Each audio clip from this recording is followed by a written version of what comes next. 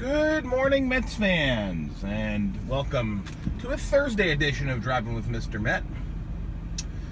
Just like Amed Rosario, I'm a little late to the game. I wanted to have a video recorded yesterday, but much like Rosario's promotion, came later than I expected. I actually recorded a video yesterday, and I never had a chance to render it and get it uploaded, so a day late and a dollar short. I guess that's sort of like the 2017 Mets at the end of the day. But Rosario's here. He's had two games under his belt. One was okay, one was not okay. I guess that's not even fair, but he's had two games and both were different, put it that way. So 2 nights ago, Rosario made his MLB debut.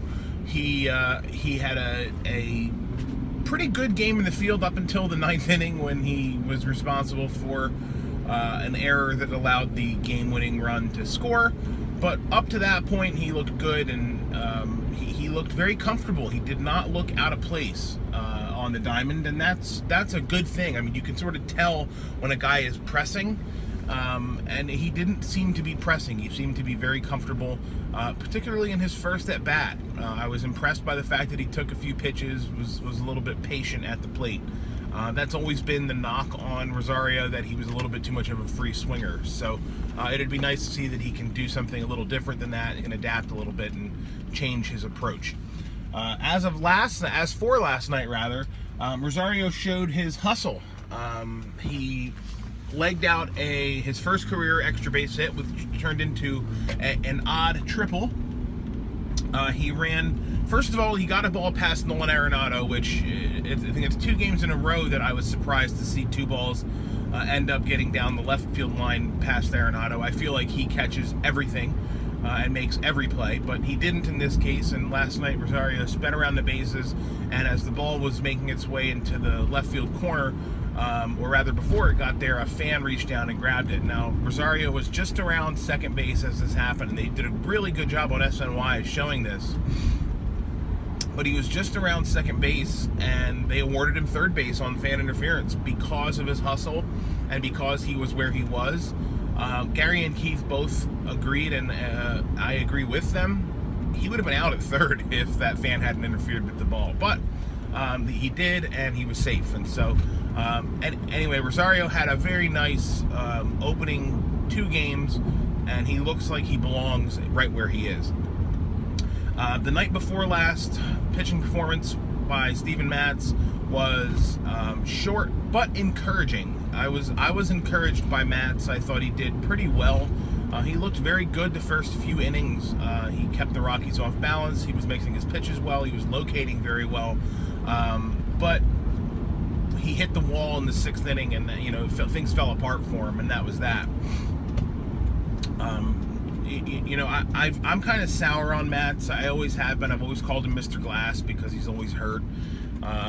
I actually thought when he took that line drive off his hand, or that hit him in the glove, that he was going to have fractured his hand or something, just because he seems to always get hurt. But anyway, I was kind of sour on him, and I've been sour on him, and I'd really like to see him realize his full potential and stay healthy. I don't think he'll ever be an ace. I don't think he'll ever be a 1 or a 2 in a rotation, but he can be a really, really good number 3 starter in a rotation. And for the Mets, behind numbers 1 and 2, DeGrom and Syndergaard, or Syndergaard and DeGrom, whichever direction you want to go there, it's a really nice 3-man combination there.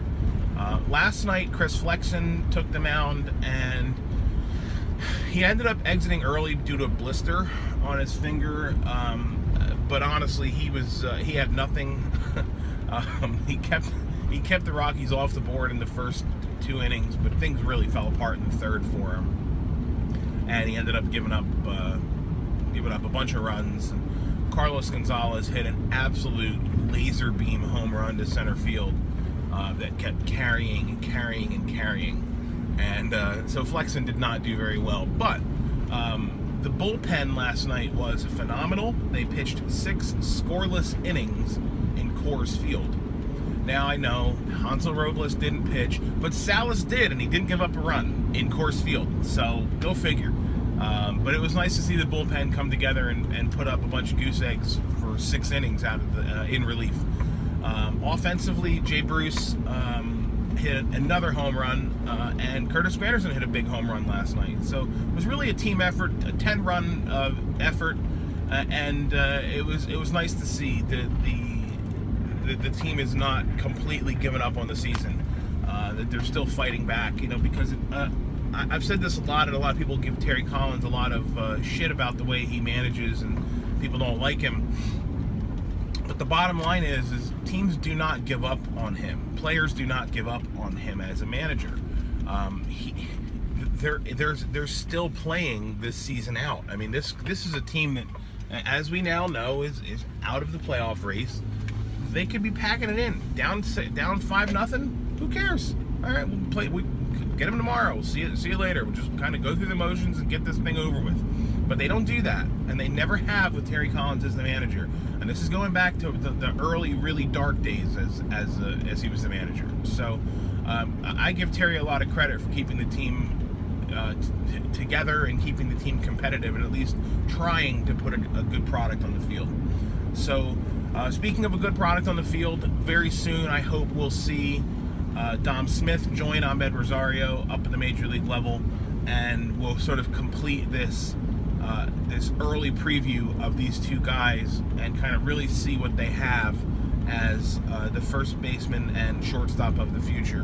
What that means for the second base and third base positions, I don't know, and honestly, I don't care. These are veteran guys, Walker, Cabrera, Reyes. They got to just deal with the fact that they're not starters anymore. It is what it is. Wilmer Flores is going to be in the mix there too. Fortunately for TJ Rivera, he's going to have Tommy John surgery or not, and just let his arm heal. But I mean, that's another guy who could be thrown out there as a potential player in the second and third base race here. And at the end of the day, it doesn't, like I said, it doesn't matter. It doesn't matter who plays those positions. Right now, it's about improving for the future. And Reyes, I think Reyes of all of these guys has been the most willing. The surprisingly most willing to move around the diamond and play where he's needed to be played. And that's really what he was brought here for. They brought him in to be a super sub, to play second and short and third. Played second last night. So I think as long as Reyes can keep his chin up, he will be back with the team next year. And he will be that super utility guy who's going to play all of the infield positions as needed. So that wraps it up for today. Again, I'm hoping to have a video recorded tomorrow after this afternoon's game. Oh, by the way, Rafael Montero starting at Coors Field. What could go wrong? I'm predicting an 8-run onslaught by the Rockies in the first 3 innings. And that's my positive prediction for Montero's start today. So anyway, I'll record a video tomorrow to express my disgust in Montero's start. Until then, thanks for watching the video. I appreciate it. Follow me on Twitter at Mr_Met. And as always, let's go Mets.